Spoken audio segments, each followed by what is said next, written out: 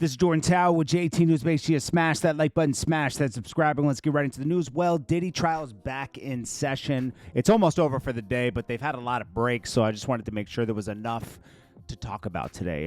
The jury was brought in pretty late today, I'd say. And today you're going to have LAPD, victim Mia, that's one of his assistants, I think, too, Nash, to testify. And a mistrial will be attempted here. It was denied, but yes, a mistrial will be attempted. So anyways, let's get right into this. It says, before the jury is brought in, let's address all the government is saying, that the message shows Miss Ventura's state of mind. Okay, so Diddy's lawyer says, that's the problem with not being able to recall Miss Ventura as a witness. Yeah, because the whole thing's based around her, let's be honest. Government says, all Mr. Nash will quote is he's making a freak off on my birthday. She didn't want to go. Diddy's lawyer says, a spouse might say he's making me go to a Rangers game. I'd rather not tonight. Judge says, you should have cross-examined Miss Ventura about this. The judge says, every day now I'm getting these letters. These issues should have been raised for pretrial motions in the timeline. And, you know, like, yeah, because, like, days later, you're like, you know what? Let's get that Kid Cudi thing out of here. You can't, like, why not? It's like you have 10 lawyers. 10. Maybe there's too many cooks in the kitchen. How about that? So the judge says, let's bring the jury in. All rise. Jurors go up. The government says they call LAPD officer Christopher Ignacio. What is this radio call? It says someone calls 911 and it gets sent to the next available LAPD unit on duty. On December 22nd, 2011, what was your shift? He says 6 a.m. to 6 p.m. It's marked in a marked police vehicle.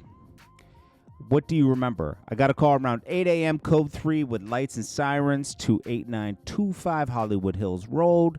What did you find there? An Escalade. I memorized the license plate. Why? I thought it could be involved in the crime, the way it left as soon as we got there. Why didn't you go after it? We didn't have a crime yet. The front of the door was unlocked. We went in. What'd you see? High-end watches and purses, some wrapped, unwrapped. Two detectives showed up. When we came out, we saw some black Escalade now driving down the hill. Then what? Mr. Muscuddy arrived in a Porsche. You ran the plate of the Escalade? Yes, it came back to Bad Boy Records. No further questions. Cross-examination, Mr. Steele. Brian Steele says, this was 13 years ago, right? He says, yes. You read your partner's report? Yes. Steele says, the streets there are dead ends? He says, according to the map. He says, it's a beautiful neighborhood, right? Cul-de-sac? He says, sure. Diddy's lawyer says, you don't follow the car as it drives away, right? He says, right. Did you see the Porsche? I don't know. He says, do you know the definition of kidnapping? Objection. Sustained. You were told the homeowner was in the house shortly before you and your partner got there? Objection from the government. Overruled. The door was unlocked? Says, no further, no, then he says, yes. Diddy's lawyer says, there was no furniture, a pen, right? He says, no.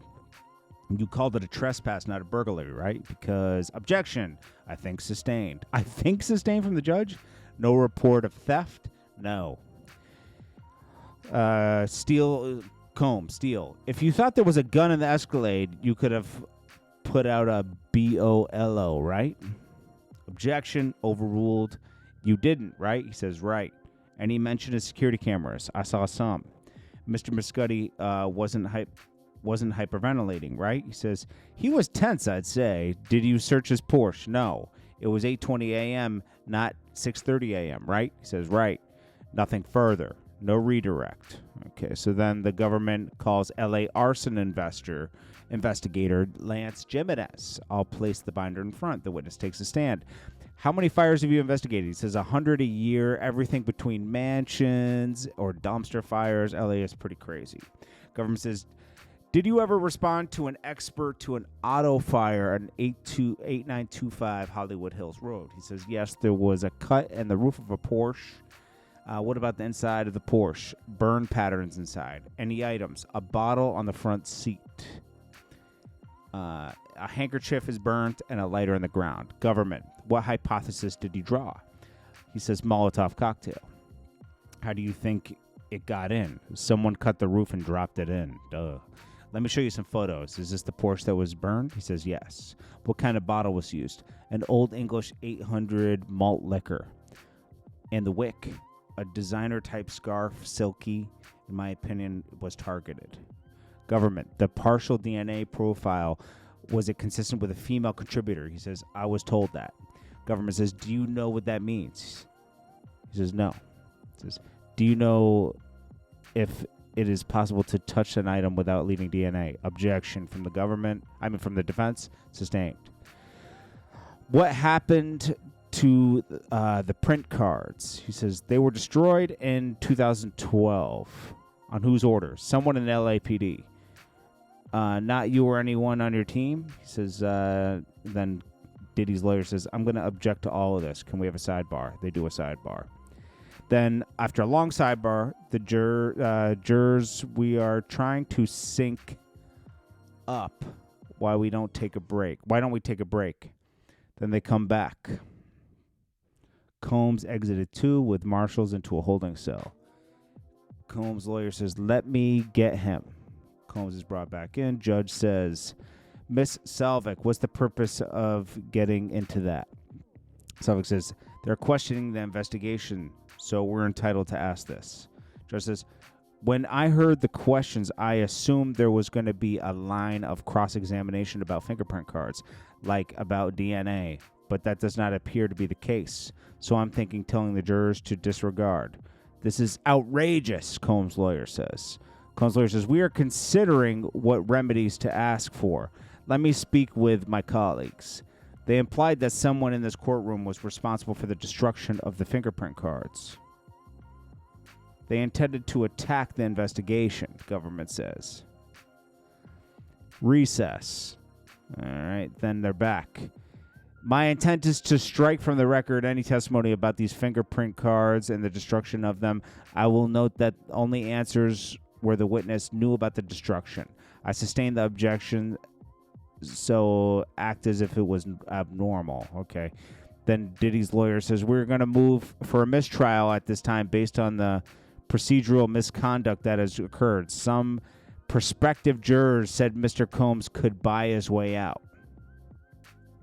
This is a type of conspiracy is out there, and this is brought into it.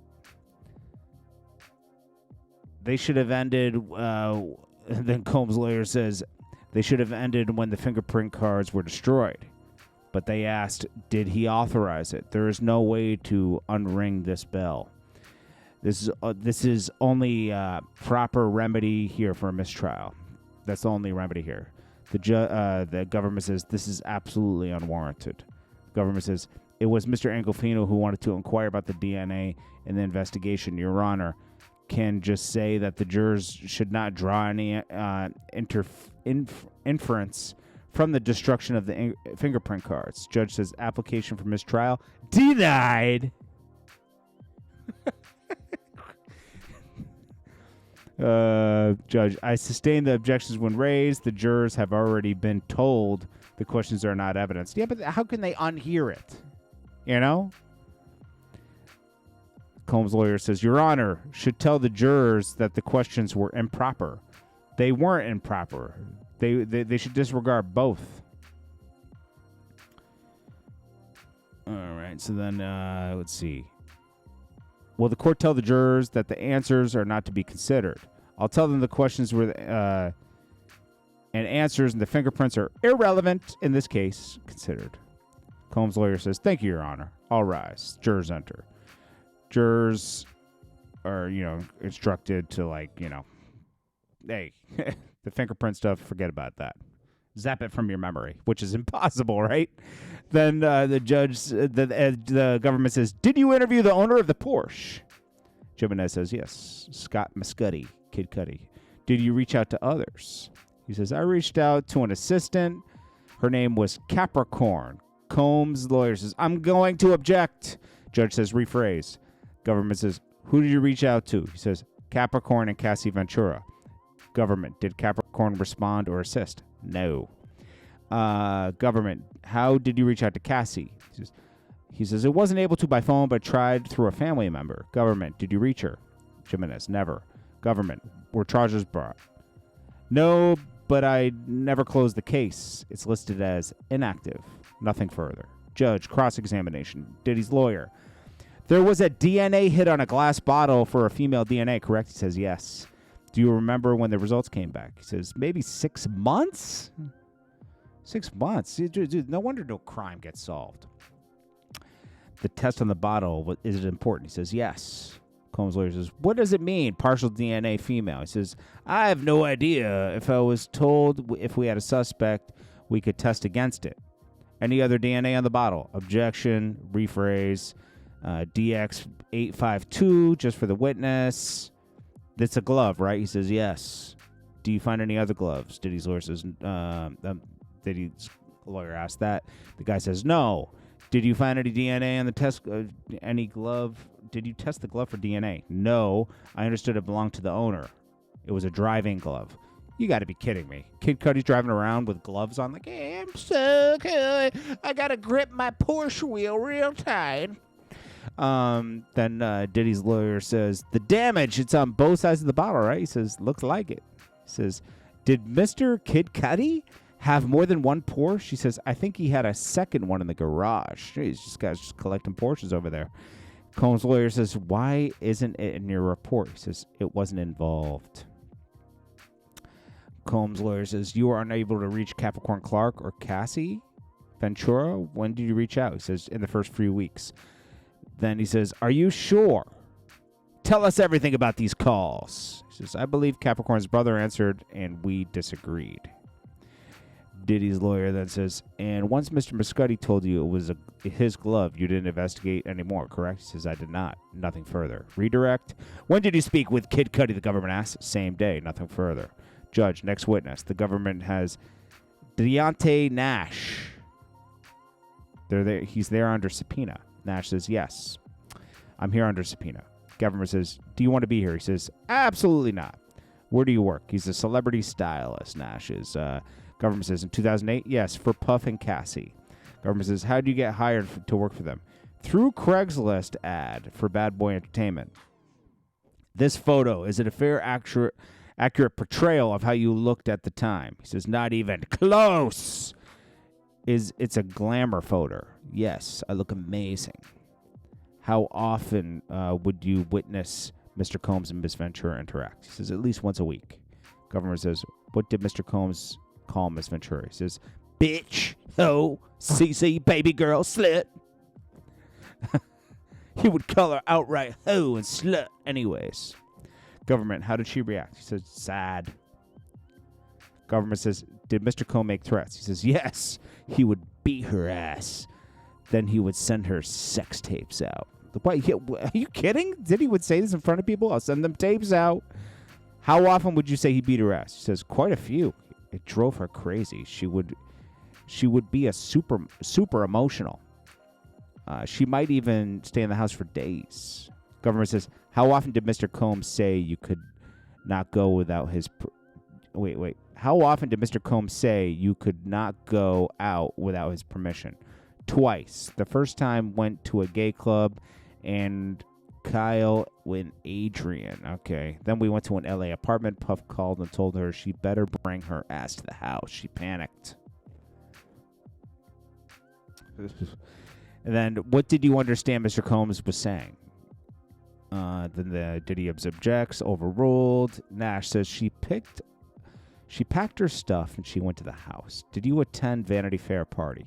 Nash says, yes, Oscars after party. In 2014 with Cassie, Puff was there. Government, how did she look? Nash said, she looked bomb. Her hair was... Objection! Overruled. Okay, Nash says her hair was long. Puff picked up and threatened me. I pinned her hair up. What? All right, so then government says she recorded music. He said, often. What was your role? Nash says, I help pick songs. I probably never should have been called an exec. Objection. Sustained. AUSA, her mixtape, was it ever sold? He says, nah. It was put out for free, but it did well. Top download. Government says, how much music was released? He says, I'm being generous in saying 10%. This would be a good place to break. Jurors, take a break. Mr. Cohen, 2013. And then we'll get to the rest of this later because they're not really saying anything. Like, honestly, like, today's kind of boring. But anyways, they were denied a mistrial. They're going to cross-examine. They're going to do the Nash more, and then they're going to bring Mia in. We'll finish off the day with that after this. And then we'll go through any after-court applications. They do this a lot. So we'll do that in a minute. Appreciate you all. This is Jordan Tower with JT News. Peace.